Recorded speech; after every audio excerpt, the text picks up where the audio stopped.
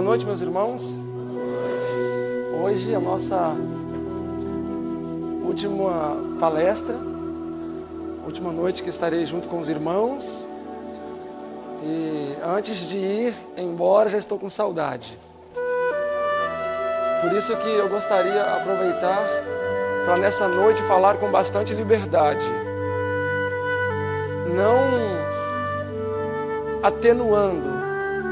Porque o que tem acontecido hoje é que tem sido apresentado um evangelho de conceitos, um evangelho conceitual, que não faz nada mais do que manter as pessoas num estado de inércia. Pode até fazer com que a pessoa tenha alguma reação, mas que são reações pouco duradouras. Então que essa noite a palavra do Senhor possa ser aberta. E eu peço que vocês possam me ouvir pacientemente, com bastante atenção, porque nós vamos estudar um tema. A segunda parte vai ser revigorante, mas a primeira parte vai ser bem séria. Até agora, tudo o que nós apresentamos aqui não teve o intuito de alarmar ninguém, nem levar ninguém aqui ao desespero ou coisa desse tipo. Talvez alguns possam ter tido esta impressão por não estarem acostumados a ouvir o assim diz a palavra como ela é. E quando o Senhor fala através das suas palavras, realmente o intuito é nos levar a alguma decisão, é nos motivar a tomar uma decisão, que seja debandar das fileiras de Deus, mas é nos levar a uma decisão. Nunca nos trazer conforto na condição que estamos. O evangelho que traz conforto na condição que estamos é um evangelho de conceitos. Conceitual, simplesmente. A verdade não passa de uma quimera, uma teoria. Um evangelho, como diz a irmã White, piegas. Que não leva a membresia realmente a se sacudir. Eu gostaria que vocês me acompanhassem ao livro de Marcos. Nós vamos avançar aqui no tema, os 144.000. A primeira parte vai ser mais difícil, mais desconfortável de se ouvir. A segunda parte eu acredito que todos vão apreciar. Todos estão lá em Marcos capítulo 4, versos 26, diz assim: E dizia, o reino de Deus é assim, como se um homem lançasse uma semente à terra. Verso 27, e dormisse e se levantasse de noite ou de dia, e a semente brotasse e crescesse, não sabendo ele como, porque a terra por si mesmo frutifica. Primeiro a erva, depois a espiga, por último o grão cheio na espiga. E quando o fruto já se mostra maduro, mete-se logo a foice. É claro que Jesus aqui não está ensinando os discípulos a plantarem milho ou grãos. Os discípulos sabiam fazer isto.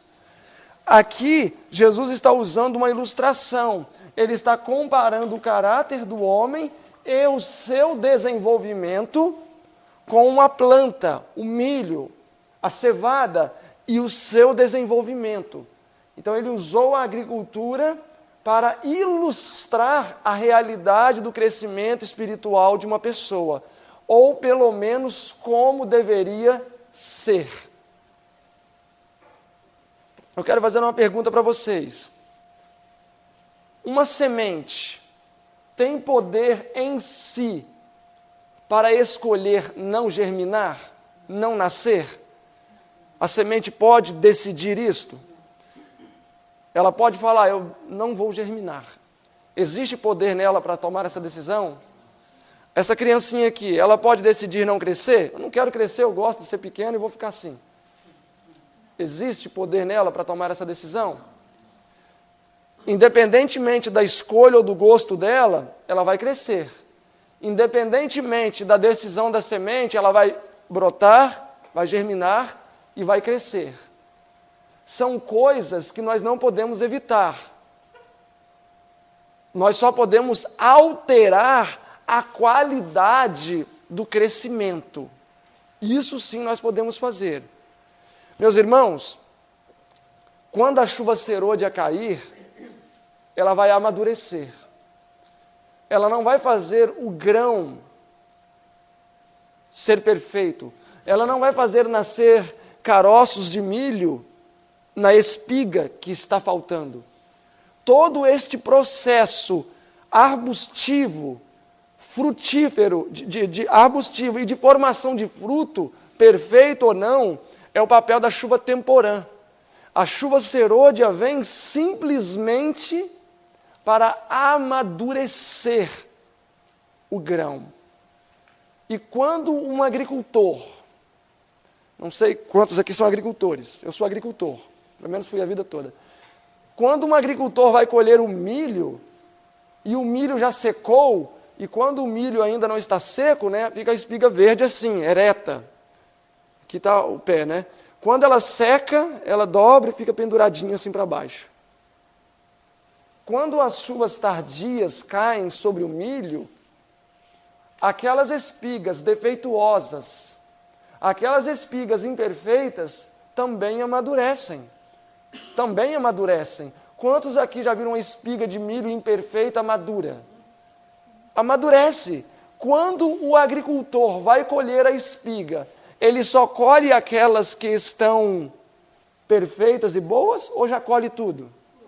Colhe tudo, porque já não existe mais oportunidade para a espiga imperfeita alcançar a perfeição.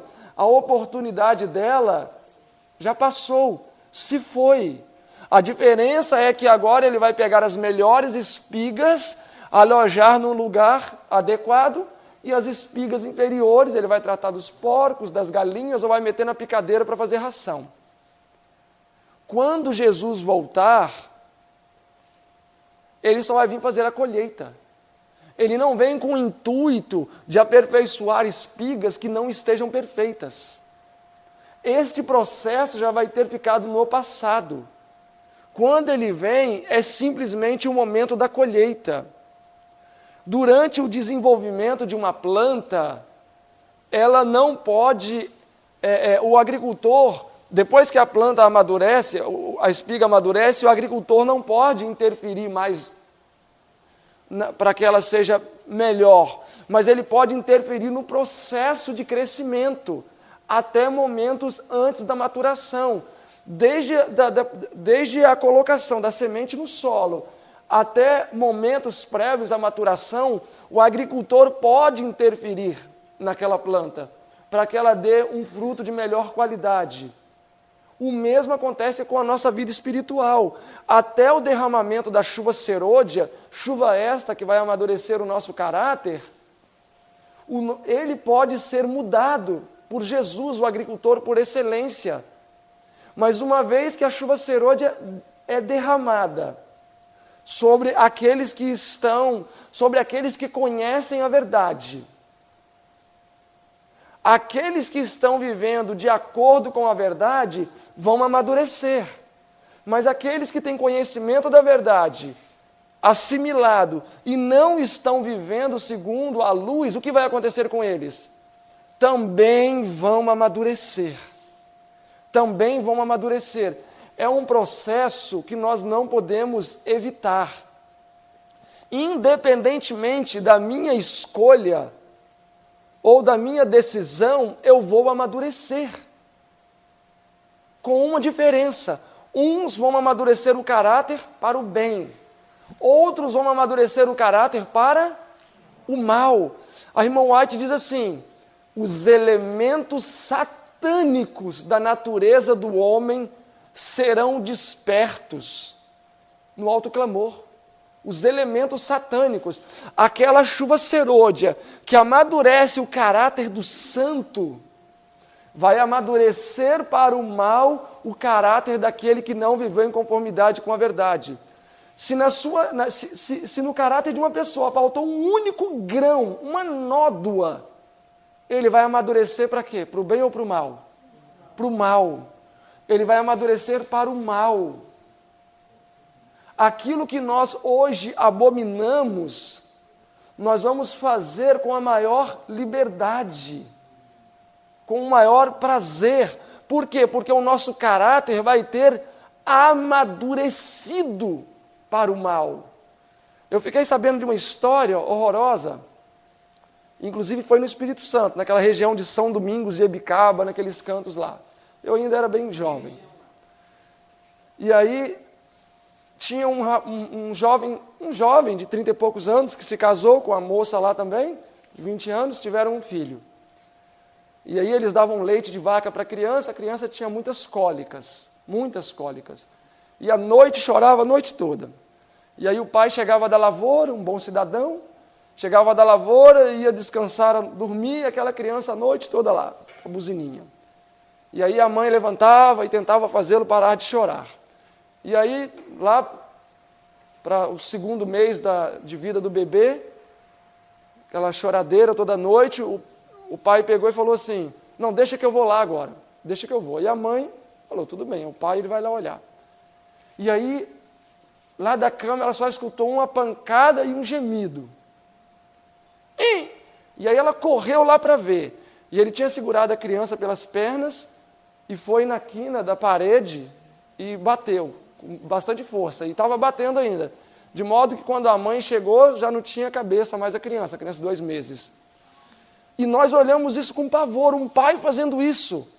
Meus irmãos, piores coisas faremos se o nosso caráter amadurecer para o mal. O caráter desse homem, eu não posso dizer se amadureceu ou não para o mal, mas quando o nosso amadurecer, sabe o que as Escrituras dizem? Nós vamos ver daqui a pouco. Elas dizem que os pais vão comer os próprios filhos cozidos. A Bíblia diz isso. A Bíblia diz isso. Quando o caráter amadurecer para o mal, no período das 7 pragas, a Bíblia diz que os pais mimosos, ou seja, cristãos, vão comer os próprios filhos cozidos. Isso já aconteceu no passado. É uma profecia que teve um triplo cumprimento. Na experiência de Israel, no ano 722, na experiência de Jerusalém, no ano 586, na experiência de Judá também, em Jerusalém, no ano 70. E a irmã White diz assim, em Grande Conflito, página 25 e 36, os horrores que aconteceram na destruição de Jerusalém é somente uma tênue sombra do que vai acontecer no final. E naquela tênue sombra, os pais estavam comendo os filhos cozidos. Porque eles rejeitaram a chuva temporã. Lembram-se que a chuva temporã começou a cair no ano 31, não foram obedientes a Deus, fugindo do cerco, não receberam a chuva temporã, caráter amadureceu para o mal. No ano 70 devoraram os próprios filhos. Isso não é conceito, são histórias que estão registradas aqui para nossa advertência.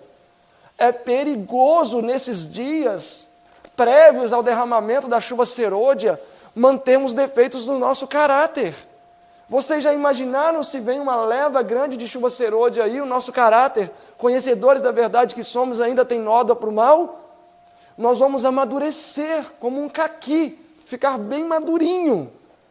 E nós vamos fazer tudo aquilo que mais a Deus abomina. Porque nós vamos desejar fazer o mal. Olhem Apocalipse 14 comigo. Apocalipse 14. Todos estão lá? Apocalipse 14.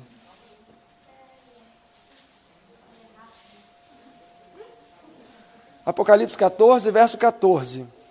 Leia o verso 14 para a gente, jovem. E olhei, e eis uma nuvem branca, e assentado sobre a nuvem um semelhante ao Filho do Homem, que tinha sobre a sua cabeça uma coroa de ouro, e na sua mão uma foice aguda. Aqui nós estamos vendo a vinda de Jesus, a segunda vinda. Verso 15. E outro anjo saiu do templo, clamando com grande voz ao que estava sentado sobre a nuvem: lança a tua foice e ceifa, a hora de ceifar te é vinda, porque já a colheita da terra está madura. Ok, então a colheita da terra está o quê?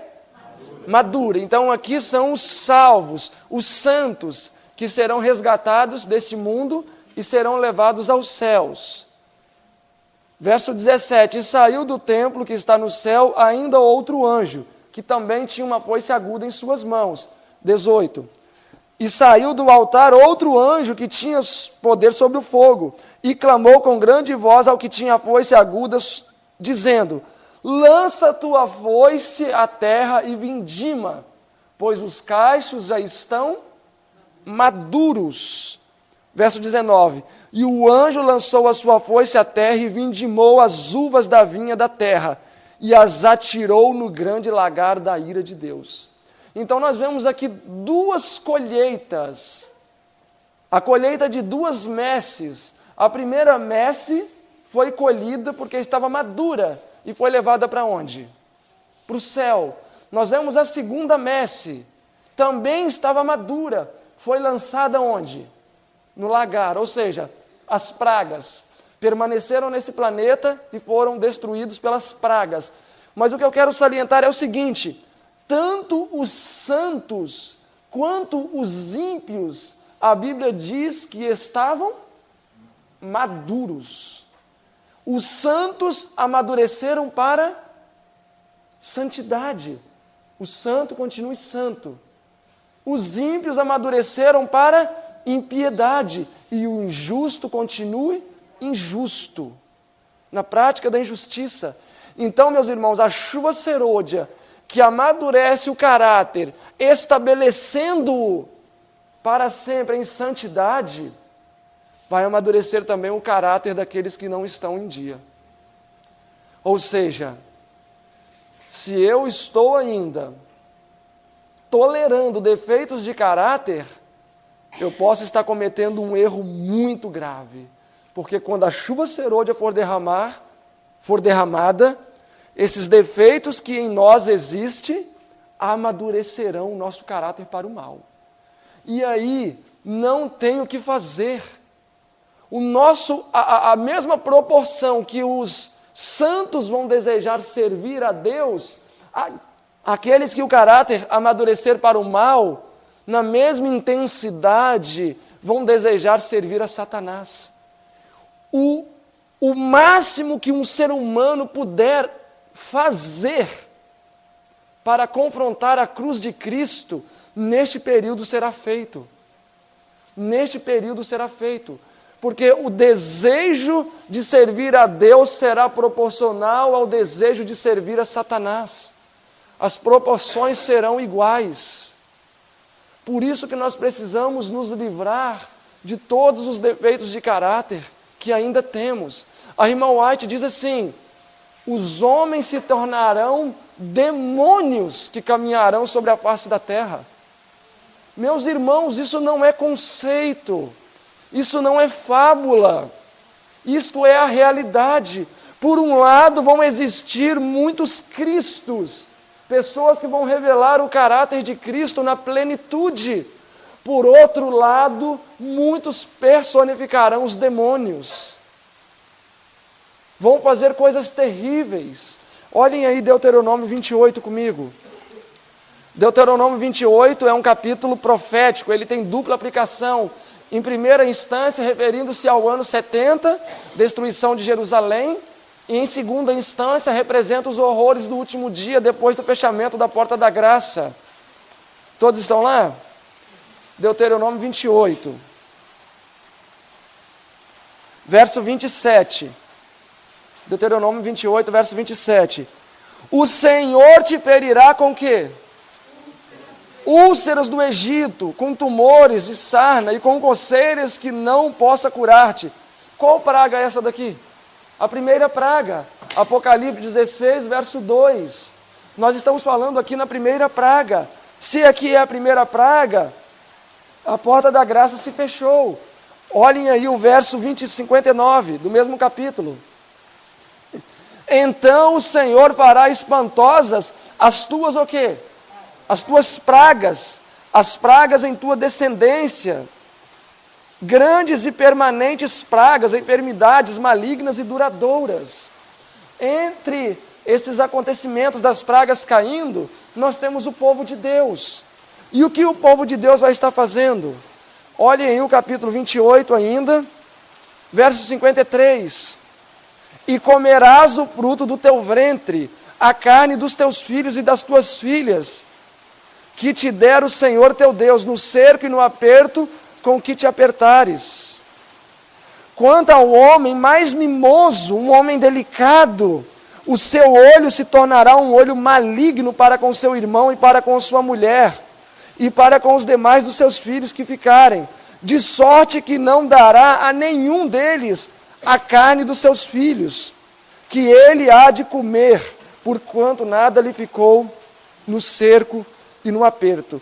Verso 56, e quanto à mulher mais mimosa e delicada que há no meio de ti, que de tanto mimo e delicadeza nunca quis botar nem a planta do pé no chão, o seu olho se tornará um olho maligno.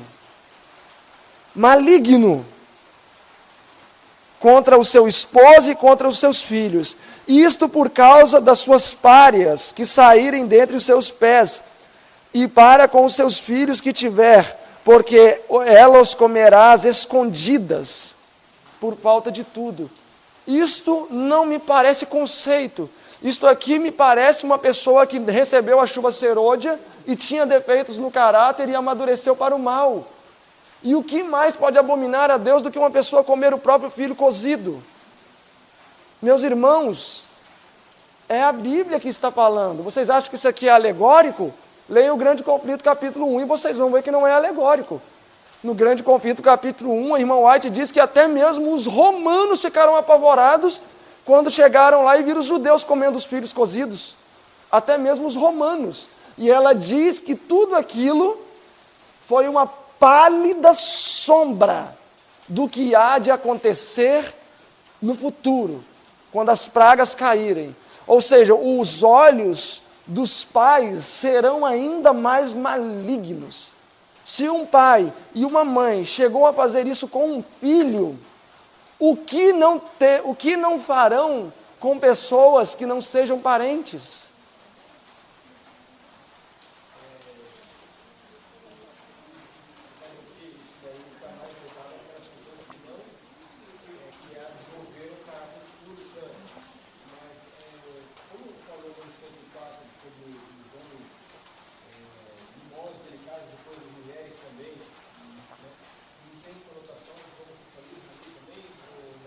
Não, aqui está mostrando que eram pessoas cristãos. Não vou, assim, aparência, porque com meus filhos, mas é uma pompa, né? Mas eram cristãos, eram judeus. Ou seja, aqui não está falando dos ímpios. Esses horrores serão praticados pelo povo de Deus. Será praticado pelo povo de Deus. Isso não é conceito, meus irmãos. Isso é a realidade. O nosso caráter vai amadurecer. Queira eu que isso aconteça ou não queira. Vai amadurecer. Para o bem ou para o mal.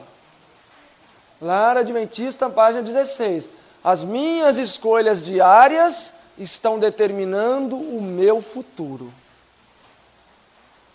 Meus irmãos, temos uma grande obra a fazer. Eu não quero que vocês se sintam alarmados. 16. Eu não quero que vocês se sintam alarmados com isso. Mas isto é a realidade. É o Senhor que adverte. Que pai seria Deus que não vos advertiria de terrível mal? Deus nos ama demais para ser condescendente.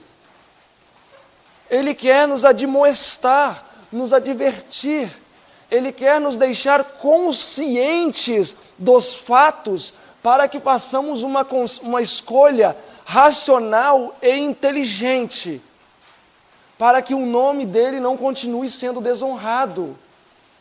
Volto a dizer, um defeito de caráter, uma nódoa não vencida, nos fará amadurecer para o mal.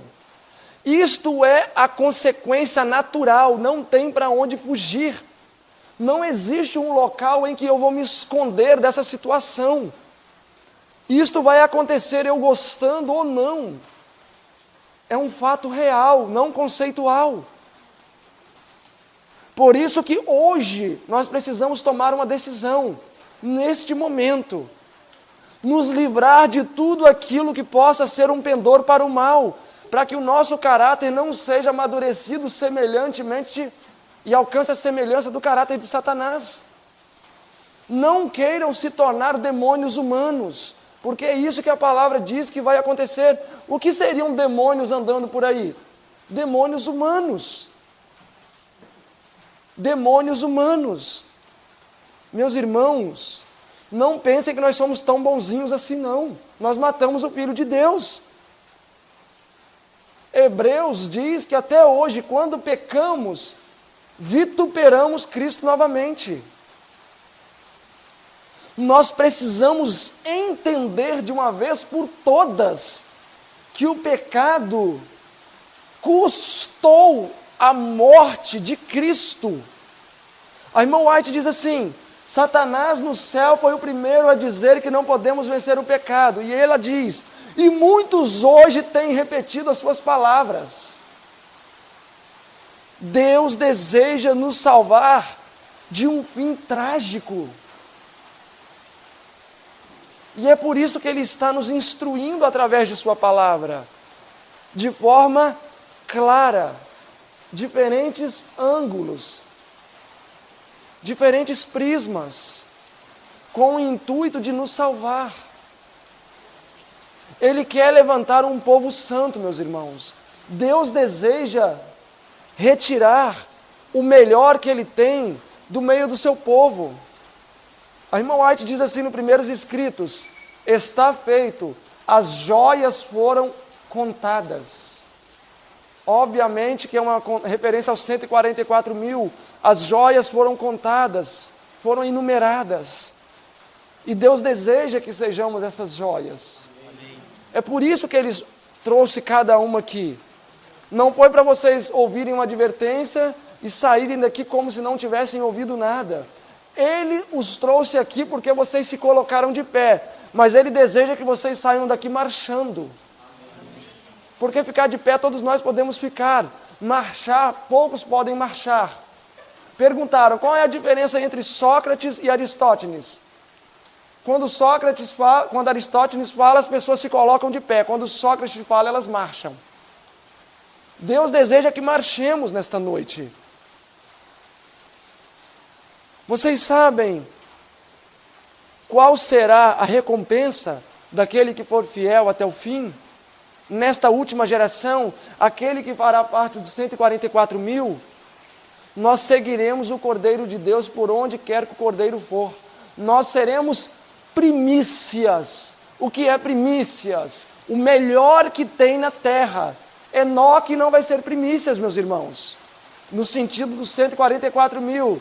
Elias foi na nossa frente, mas também não vai ser. 144 mil é a elite da humanidade. É o top de linha. Vou falar nesse linguajar que eu não gosto, mas para vocês entenderem bem. Os 144 mil é o top de linha da humanidade. É o melhor que tem. A nata, o filé, tá bom? Vários sinônimos aí comuns. É o top de linha. Por isso que a Bíblia diz que eles são o quê? As primícias do Cordeiro. Enoque e esses outros aí tem que ficar lá na nossa sombra. Parece loucura isso, né? Mas o que eu posso fazer se nós só estamos nos afastando da norma? Daqui a pouco a gente vai estar tão longe da norma que a gente vai achar que até vai ser difícil ser igual Barrabás. Vamos ser pior do que ele. A norma, meus irmãos, a norma. Nós fugimos muito da norma. E hoje, quando eu digo que nós precisamos deixar Enoque e os demais na sombra, parece ser até um pensamento exagerado. Mas eles não serão primícias. Eles não serão top de linha. Mas os 144 mil precisam ser. Olhem aí Isaías capítulo 18 comigo. Isaías capítulo 18. Todos estão lá? Vocês estão enferrujados, hein?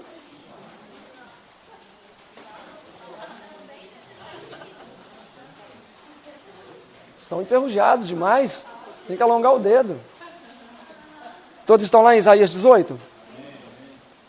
Verso 1. Ai da terra que assombreia com as suas asas. Ai que está além dos rios da Etiópia. Memorizem a expressão rios da Etiópia. Memorizaram? Rios da Etiópia. Vou fazer menção novamente a ela. Verso 2. Que envia embaixadores por mar, navios de junco sobre as águas, dizendo: ide mensageiros velozes a um povo de elevada estatura e de pele macia, a um povo que é terrível desde o seu nascimento. Aqui nós temos um povo o quê? De elevada estatura, um povo de pele macia, um povo terrível. E obviamente que aqui não está se referindo a pessoas de alta estatura, mas é caráter. Verso 3. Vós, todos os habitantes do mundo, e vós, moradores da terra, quando alvorar a bandeira nos montes, o vereis. Esta expressão, alvorar a bandeira, é alto clamor. Tá? Eu não vou dar os versos, mas depois vocês podem ler Isaías 11, Isaías 5, Isaías 61, Isaías 63. Todos esses versos vão deixar claro que esta expressão, alvorar bandeira no monte, significa alto clamor acontecendo. Verso 4. Porque assim me disse o Senhor, estarei quieto, olhando desde minha morada. Interpretem para mim, o que significa o Senhor estar quieto, olhando desde sua morada? Lembre-se que a chuva serôdia já caiu. Fim de intercessão. Então, alvorar a bandeira, chuva serôdia, estarei quieto desde minha morada, olhando. Ou seja, parei de interceder, quieto, sem intercessão. Como o ardor do sol resplandecente depois de quê? Depois da chuva. Quando é que Cristo para de interceder pelo seu povo? Depois da chuva serôdia. Como a nuvem do orvalho no calor da cega. Porque antes da cega, ou antes da vinda de Jesus, o fruto tem que estar o quê? Perfeito. Não sou eu que estou dizendo, é a Escritura. O fruto tem que estar perfeito. Então, antes de Jesus voltar, depois, obviamente aqui, já que a porta da graça se fechou, o fruto precisa estar perfeito. O fruto precisa estar perfeito. Verso 7. Naquele tempo, nós estamos agora avançando em cronologia. Naquele tempo, depois do fechamento da porta da graça, nós já estamos aqui lá na frente da vinda de Jesus. Naquele tempo trará um presente. Trará o quê? Um presente ao Senhor dos Exércitos. Qual é o presente que ele vai receber? Um povo de elevada estatura e pele macia. Então, esse povo de elevada estatura, pele macia, e a Bíblia chama de um povo terrível, ou como diz a minha avó, terrível, serão um presente do Senhor. Então, Jesus vai receber um presente, meus irmãos. Um povo terrível, de elevada estatura e pele macia. Um povo terrível desde o seu princípio, uma nação forte, esmagadora, cujas terras os rios dividem, ao lugar do nome do Senhor dos Exércitos. Onde? Então Jesus vai receber esse presente onde? Apocalipse 14, verso 1. E vi o Cordeiro de Deus que estava no Monte Sião e com ele os 144 mil. Então quem seria esse povo de elevada estatura, pele macia, terrível, nação esmagadora que vai ser dado de presente para Jesus no Monte Sião? Os 144 mil. Então as Escrituras estão dizendo que os 144 mil é reconhecido como uma nação de elevada estatura, uma nação poderosa, de pele macia, uma nação esmagadora, que será dada em presente a Jesus no Monte Sião. Então os 144 mil vão ser um presente para Jesus. Um presente. É o melhor da humanidade. Jesus nos resgatou, então é justo que ele fique com a melhor parte. Isto não é exclusivismo, isto se chama mérito. Isto se chama mérito. Por quê? Porque estes 144 mil vão ser fiéis no período das pragas, não pecando. São os cristãos, já que vocês gostaram, mais machos que essa terra pode produzir. Eles vão passar pelo período das pragas, sem intercessão, e não vão pecar. Então, Jesus vai receber esse notável presente. É para você.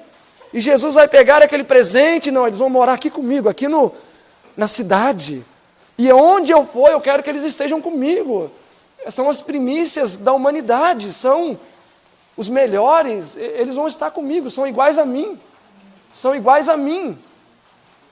Um presente para Jesus. A irmã White diz assim: será levantada sobre a terra uma nova classe de homens.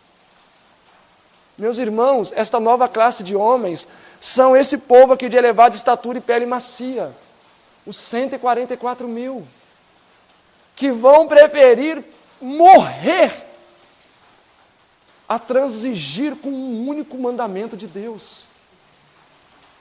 Eu vou matar toda a sua família se você não renegar sua fé. Os 144 mil vai falar: que o Senhor tenha misericórdia deste homem, querida família, encontro vocês no céu. O que não é 144 mil vai partir para cima do algoz.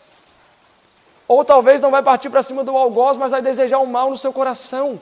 Mas os 144 mil terão o mesmo sentir de Jesus: Pai, perdoa-os, porque não sabem o que fazem.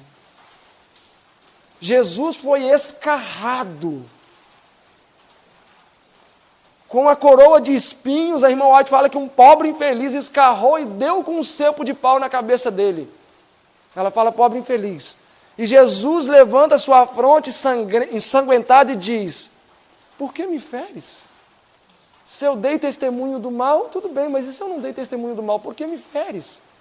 Com ternura na voz, com amor, mesmo para com aqueles que lhe causaram tanta dor.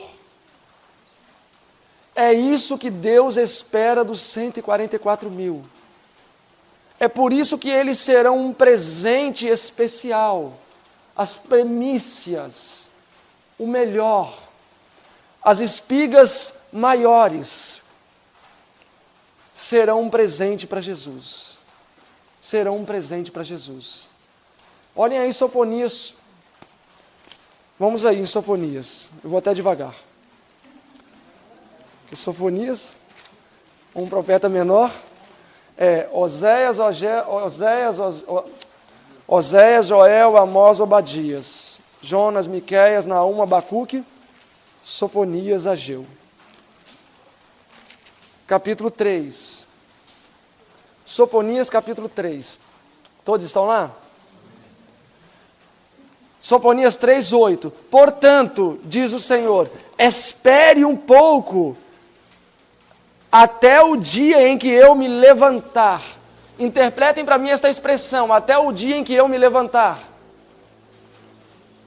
Daniel 12:1. Naquele tempo se levantará Miguel, e haverá um tempo de angústia tal qual nunca houve. Atos 7:56. E Estevão levantou seus olhos ao céu, e eis que viu o Filho do Homem que estava de pé à direita do Pai. Então, quando Jesus é apresentado sentado, é porque ele está intercedendo. Hebreus 8, verso 1 e 2. O qual foi ao céu e se assentou à destra de Deus. Romanos 8:35. E intercede por nós com gemidos inexprimíveis. Quando Jesus está sentado, ele está intercedendo. Quando ele se coloca de pé, fim de graça. Porta da graça se fecha. Atos capítulo 7, 56, a porta da graça fechando para os judeus no ano 34. Final das 70 semanas. Jesus, então, é apresentado de pé como símbolo da porta da graça sendo fechada. Falei rápido só para resumir esse ponto. E Daniel 12, verso 1, fechamento da porta da graça geral. Então, quando Jesus é apresentado de pé, fim de intercessão. Voltemos aqui, 3:8. Portanto, esperai-me, diz o Senhor, no dia em que eu fizer o quê? Me levantar. Então aqui nós estamos falando de qual evento? Fechamento da porta da graça. Levantar para quê? Para despojo, porque o meu decreto é ajuntar as nações e congregar os reinos para sobre eles derramar a minha ira e todo o ardor da minha fúria, porque toda esta terra será consumida pelo fogo do meu zelo. Interpretando em primeira linha, 586, aconteceu na destruição de Jerusalém. Mas agora a aplicação tipológica profética aqui, ira, pragas. Então nós estamos falando aqui do fechamento da porta da graça, no verso 8, ok? Eu só queria contextualizar vocês para vermos que Sofonias 3 também está falando dos eventos finais. Está falando do fechamento da porta da graça. Agora olhem o verso 10. Da além dos rios da Etiópia. Vocês se lembram dessa expressão? Eu pedi para memorizar. Então nós estamos em conexão de evento e tempo lá com Isaías 18, ok? Além dos rios da Etiópia. Quem é que está além dos rios da Etiópia? Meus zelosos adoradores. Quem são os meus zelosos adoradores aqui? O povo de elevada estatura e pele macia. Lembram que lá em Isaías 18, o povo de elevada estatura estão além dos rios da Etiópia? Aqui também nós estamos além dos rios da Etiópia, mas Sofonias dá outro nome para o povo de elevada estatura e pele macia. Qual é o nome que ele dá aqui? Zelosos adoradores. Zelosos adoradores. Quem são os zelosos adoradores? Verso 12. Deixarei no meio de ti um povo humilde, pobre, e eles confiarão no nome do Senhor. Quem é esses zelosos adoradores, humilde? Verso 13. O remanescente de Israel, que não cometerá o quê? Nem proferirá mentira, e na sua boca não se achou o quê? Mas serão apacentados, deitar-se-ão, e não haverá quem os espante. Serão apacentados por quem? Por Jesus. Então, aqui nós estamos falando daqueles que não se encontra engano na sua boca. Apocalipse 14, 5. E não se encontra engano na sua boca. Nós fomos por dois caminhos e chegamos à mesma conclusão. 144 mil. 144 mil. 1 Pedro 2, 21. A mesma coisa. Onde estão esses aqui, o remanescente de Israel? São os 5, 6 milhões de adventistas aí? Olhem aí Miqueias, voltem um pouquinho antes. Miqueias 5, voltem aí, Miqueias 5.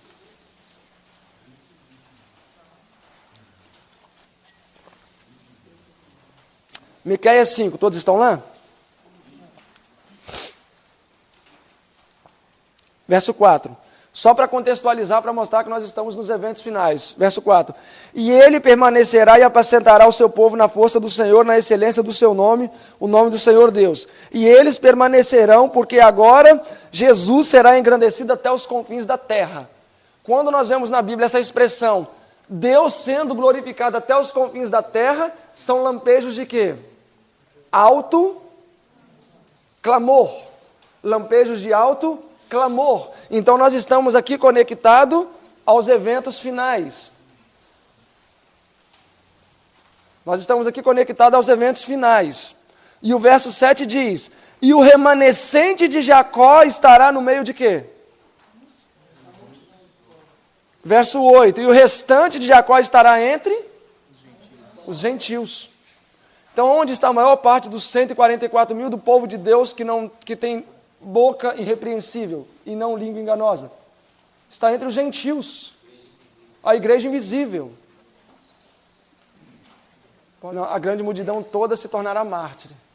Vivos só 144 mil. Não dizendo se é simbólico ou literal, mas será só esse grupo.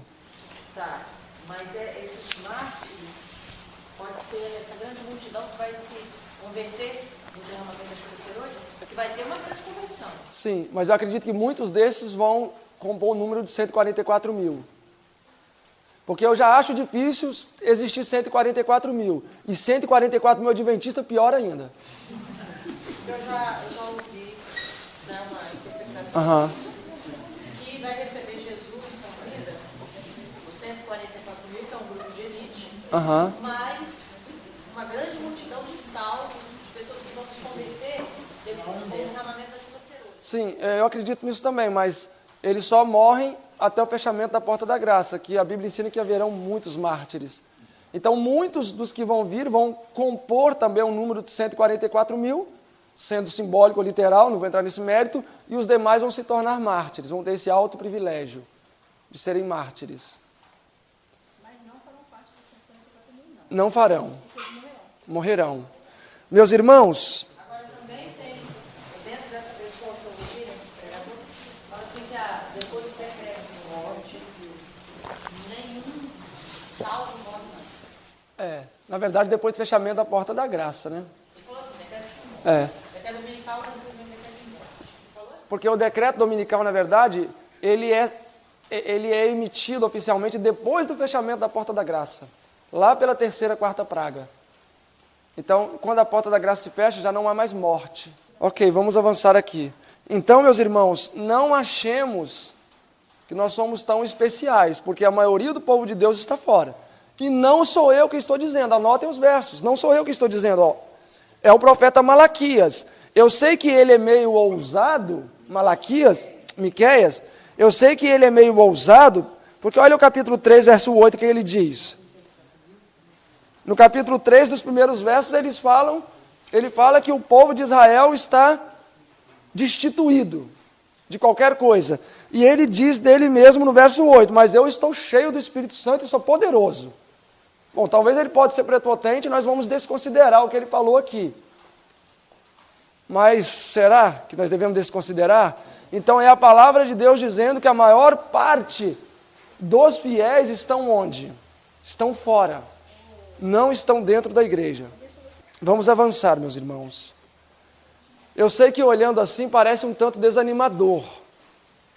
Parece um tanto desanimador. Mas nós temos que entender que nos últimos dias, Deus tomaria a obra em suas mãos. E nós não sabemos muito bem o que seria isso, esse tomar nas mãos. Podemos talvez ter alguma ideia, mas não teríamos como esboçar de forma precisa como seria esse tomar conta da obra, ou seja, tomar as rédeas da obra em suas mãos. Mas existe uma história na Bíblia que lança alguma luz. Existem algumas histórias que, ao nosso ver, parece fugir um pouco do comum. Não parecem muito lógicas pelos benefícios que se trazem.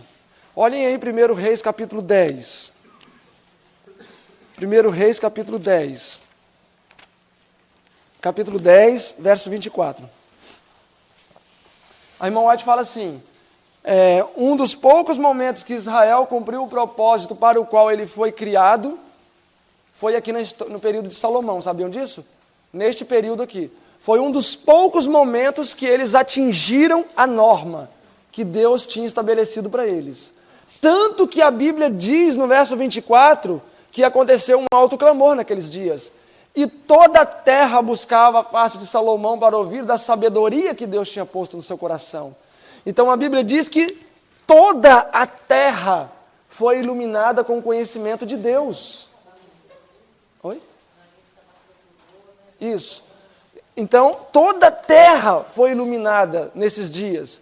Um dos poucos momentos que Israel alcançou o objetivo que Deus tinha para eles. Vamos contextualizar isso daqui. Olhem o capítulo 8. Alto clamor, então a chuva serôdia tem que cair. Olha aí o capítulo 8. Todos estão lá? Capítulo 8. Verso 35. Eu quero que vocês tomem atenção ao que nós vamos ver aqui, porque isso vai trazer conforto. Tá? Isso vai trazer conforto. Tá bom, irmão Otacílio? Vai trazer conforto e nós vamos ver que, na verdade, talvez os meios para alcançarmos o alvo que Deus tem pedido estejam mais acessíveis às nossas mãos. E esse toda a terra pode parecer coloquial, todo mundo queria, mas no inglês está realmente toda a terra, the earth. Toda a terra. Olha o capítulo 8, verso 35. quando o céu se fechar e não houver chuva, por terem cometido pecado contra ti. Quando o povo de Deus peca, não tem qual chuva? Serôdia, porque a temporã está caindo até hoje. A temporã, eu usando ou não, ela está caindo. A serôdia nós precisamos desencadear através da fidelidade do povo de Deus, mas a temporã já fizeram isso no passado e ela está caindo até hoje. Uma estação está caindo até hoje.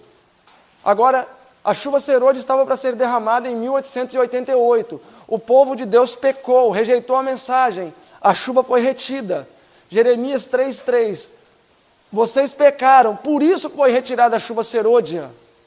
Então a chuva serôdia não cai por causa do pecado do povo de Deus. Por não haver chuva, por terem pecado contra ti.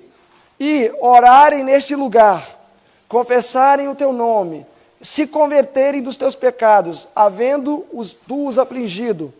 Ouve tu então nos céus e perdoa o pecado dos teus servos e do teu povo Israel, ensinando-lhes o bom caminho em que devem andar, e então dará chuva à terra, que desce ao teu povo, em tua herança. Então, quando o povo de Deus passa por este processo, arrependimento, conversão, confissão, afligindo a alma, vitória sobre o pecado, o que vem sobre eles? Darei a chuva. Qual chuva aqui está sendo tipologicamente apresentada? Chuva serôdia. Então nós estamos falando aqui nesses dias de um alto clamor que aconteceu. Chuva serôdia caiu. Agora olhem o capítulo 10. Capítulo 10, verso 1. Ouvindo. Ou o quê? Ouvindo. Ouvindo a rainha de Sabá a fama de Salomão acerca do nome do Senhor, veio prová-lo em questões difíceis. E chegou a Jerusalém com uma grande comitiva, com camelos carregados de especiarias, muitíssimo ouro, pedras preciosas. E foi a Salomão e disse-lhe tudo quanto tinha no seu coração. E Salomão lhe respondeu todas as suas perguntas. Verso 6. E disse ela ao rei: Salomão, era verdade a palavra que eu ouvi na minha terra, dos teus feitos, da sua sabedoria, e eu não acreditei naquelas palavras, até que eu vim e os meus próprios olhos viram. E eis que não me dissestes nem a metade, sobrepujaste muito mais do que aquilo que me foi dito. Verso 9. Bendito seja o Senhor teu Deus. O que foi que a rainha de Sabá viu que ela ficou tão impressionada? O que foi que ela viu, o que foi em primeiro lugar que ela ouviu nos confins da terra, algo tão extraordinário, que ela se moveu da sua casa, do seu país, foi até a Palestina para ver. Foi algo tão inacreditável que ela não acreditou. Ela não acreditou, ela falou: olha, eu ouvi, mas eu não acreditei. Eu tive que vir para conferir com os meus próprios olhos. Ela viu algo extraordinário. A Bíblia diz que toda a terra buscava. Então não foi só a rainha de Sabá. Toda a terra. Entre as milhares de pessoas que recorreram aqueles dias a Salomão, foi escolhida a história da rainha de Sabá. Mas toda a terra fez esse percurso para chegar até Jerusalém e ver aquilo que eles haviam ouvido nos confins da terra. Algo extraordinário, algo que impulsionou um alto clamor naqueles dias. Agora a pergunta é: o que foi que estas pessoas ouviram nos seus lugares que era tão extraordinário a ponto de eles irem até a Palestina? A Bíblia revela, verso 4, 10, verso 4. Vendo, ela ouviu, mas agora ela está vendo, pois a rainha de Sabá, a sabedoria de Salomão, a casa que ele edificara, a comida da sua mesa, o assentar-se dos seus servos, o estar dos seus criados, a veste que eles vestiam, os seus copeiros, o culto que ele oferecia na casa do Senhor, Ela viu e ficou fora de si. O que foi que ela viu? Uma família bem ordenada. Foi simplesmente isso que ela viu, meus irmãos. A comida, vestuário, tratamento familiar. Foi isso que ela viu. E hoje você pode pensar, o que o tamanho da minha saia vai influenciar? Hoje eu não sei, mas nos dias da rainha de Sabá isso chegou nos confins da terra. Ah, mas se eu como comida de porco ou comida vegetariana, que diferença isso vai fazer? Não sei hoje, mas naqueles dias isso chegou aos confins da terra. Se eu sou cortês com o meu irmão, falo amavelmente, que diferença isso vai fazer? Hoje eu não sei, mas naquele dia chegou aos confins da terra. Notem que quando ela chegou lá, ela viu simplesmente um evangelho prático. Comida da sua mesa. O assentar-se, eu fico impressionado. O assentar-se dos seus servos. Isso chegou nos confins da terra. A postura dos seus criados. Foi isso que ocasionou um alto clamor naqueles dias, meus irmãos. Não foi um eloquente sermão, é isso e aquilo, e aqui nós temos então a tipologia e a triologia. Não foi nada disso. Foi a comida de Salomão. Foi a roupa que ele vestia. Foi a maneira que um tratava o outro dentro de casa. Cortesia. E isso desencadeou um alto clamor naqueles dias. Meus irmãos, eis a receita. Prepara o melhor alimento e coloca para sua família, mulheres. Vocês vão estar cooperando com alto clamor. Vistam-se mais decentemente que vocês possam. Vocês vão estar contribuindo para o alto clamor. Respeite o seu marido, independentemente se você concorda ou não. Vocês vão estar suscitando o alto clamor. Marido, não reclama da comida. Vocês vão estar suscitando o alto clamor. Ame a esposa, independentemente do desempenho dela. Vocês vão estar suscitando o alto clamor. Nunca diga, tá. Porque isso demonstra impaciência.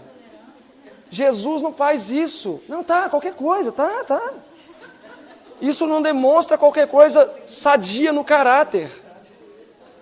A irmã White diz que dentro do lar até uma expressão de impaciência é negativo. Vida prática. Evangelho prático. Isso desencadeou o alto clamor nos dias de Salomão. E eu presumo que seja isso que vai desencadear o alto clamor nesses dias. Amém.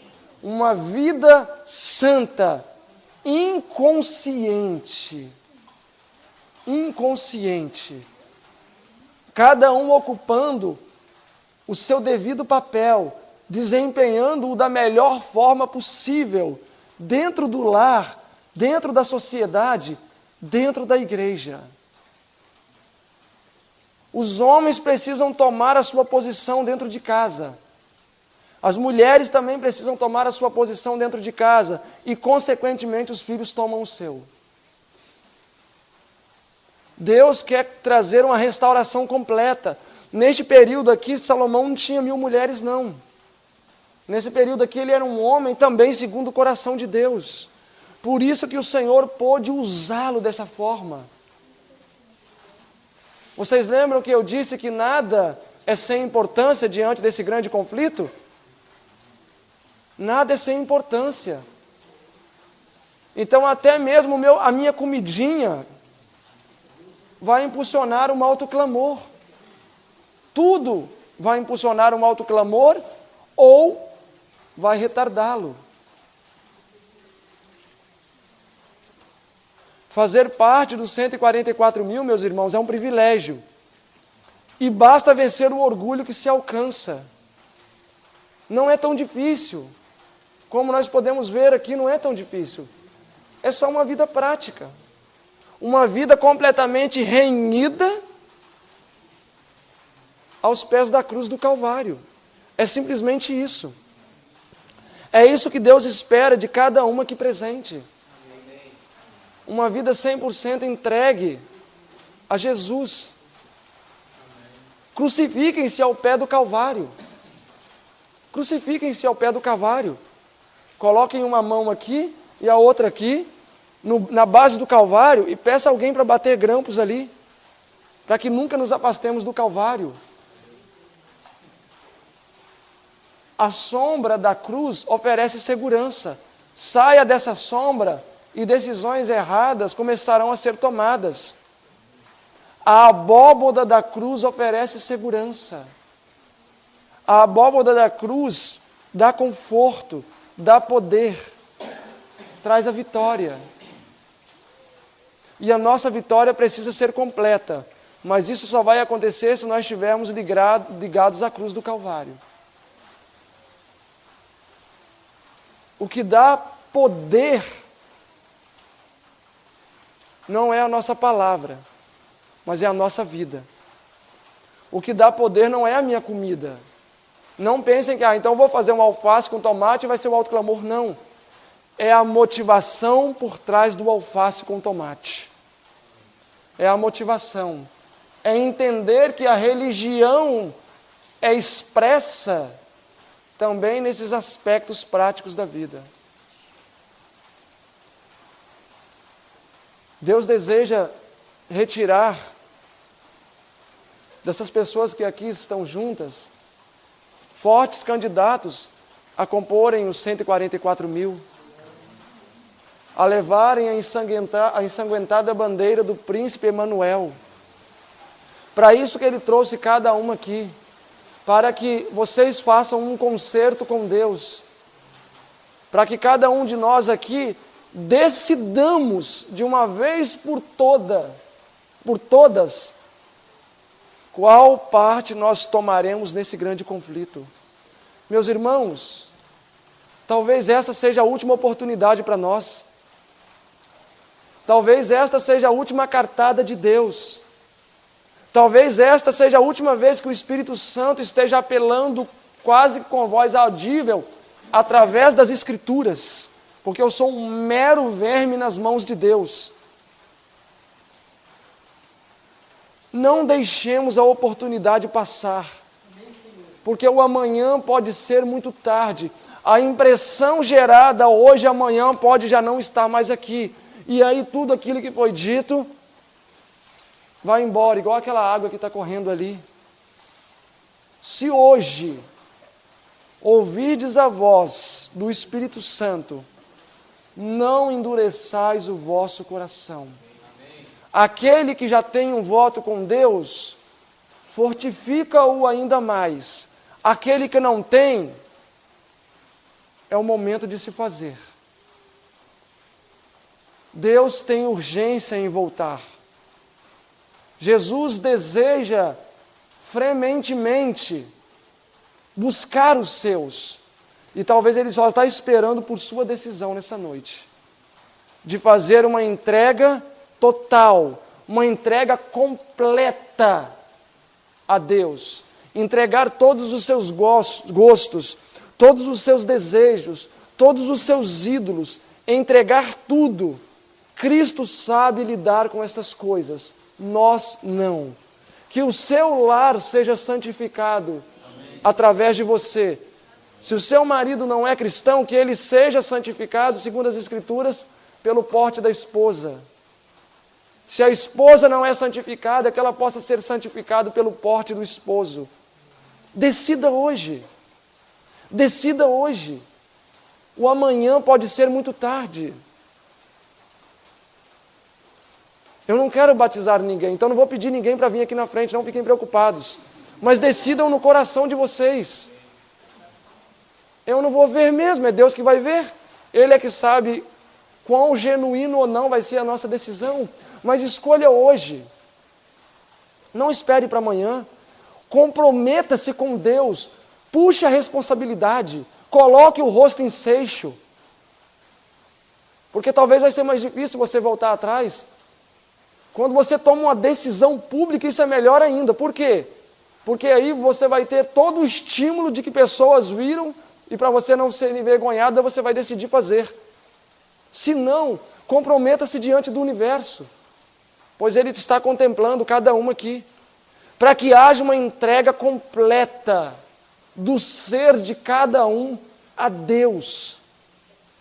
Meus irmãos, nós vamos ficar para trás se nós não decidirmos fazer uma entrega completa a Ele. Nós vamos ficar para trás. Não pensem que Deus espera nos brasileiros. Não pensem que Deus espera nos brasileiros somente. Deus espera num povo que está espalhado em todo esse mundo. Deus espera num povo independentemente de nacionalidade, independentemente de religião. Muitos evangélicos e pentecostais poderão tomar os nossos lugares. E a irmã White diz que tomarão.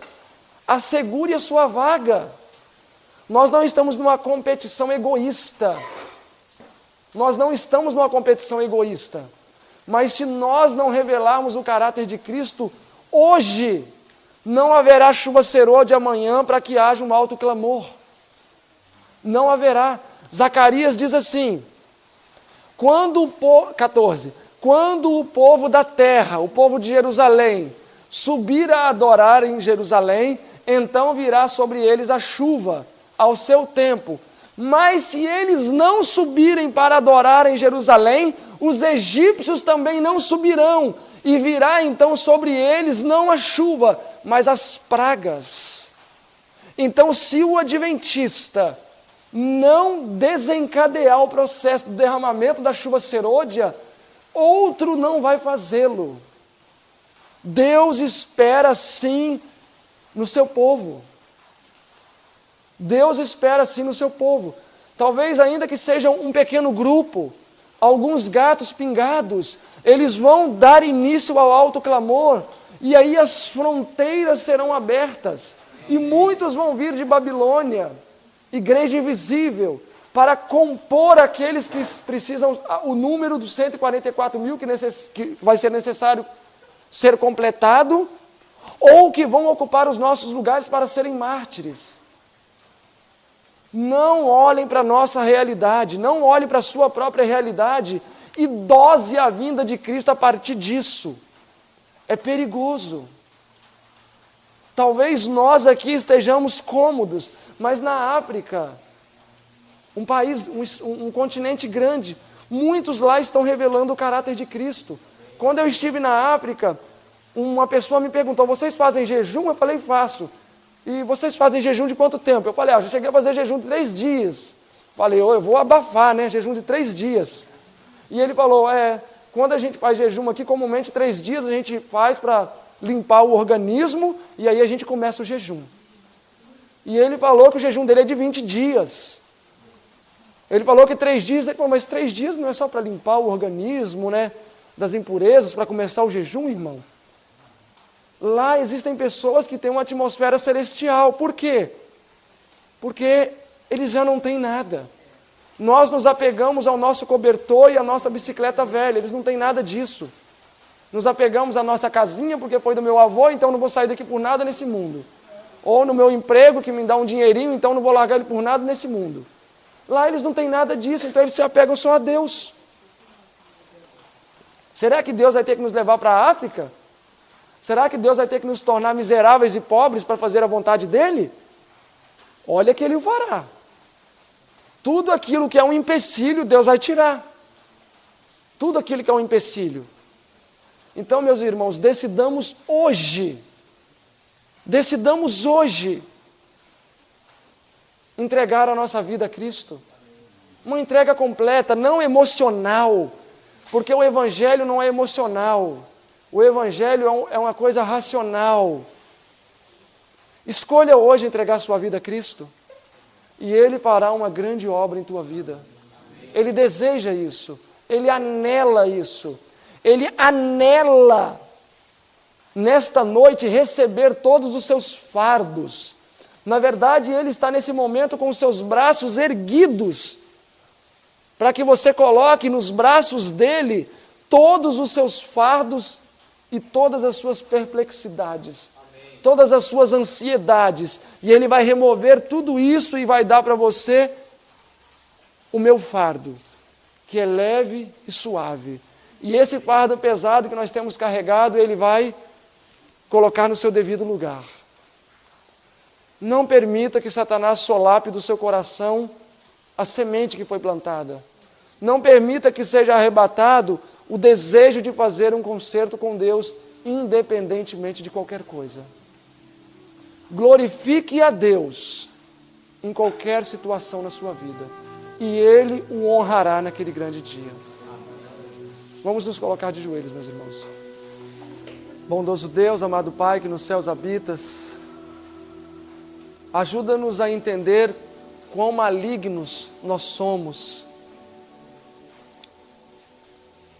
Ajuda-nos, querido Pai,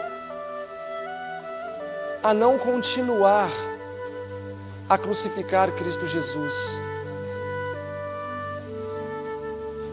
Ajuda-me, Senhor, a não reproduzir os atos daqueles algozes que perfuraram as santas mãos de Jesus. Ajuda-nos, Senhor, a não coroar Jesus da forma em que Ele foi coroado com uma coroa de espinhos. Por favor, querido Pai. Ajuda-nos nas nossas fraquezas, nas nossas debilidades. Há esperança para nós. A oportunidade tem sido estendida e cremos que continuará sendo estendido até aquele momento certo, o qual sim nós vamos ter que decidir aproveitar a oportunidade ou não. Toma-nos nesta noite, Senhor, e aceita-nos no amado. Isto é o que pedimos em nome de Jesus. Amém. Congresso Missionários Voluntários, membros pela Igreja. Um pequeno grupo que cresceu e não se dividiu. O SoundCloud é tipo YouTube, só que para áudio. Acompanhe nossas gravações no canal do soundcloud.com, soundcloud.com/congresso-mv. Acompanhe nossas gravações, fotos, documentos, vídeos, livros e artigos em congressomv.org/blog.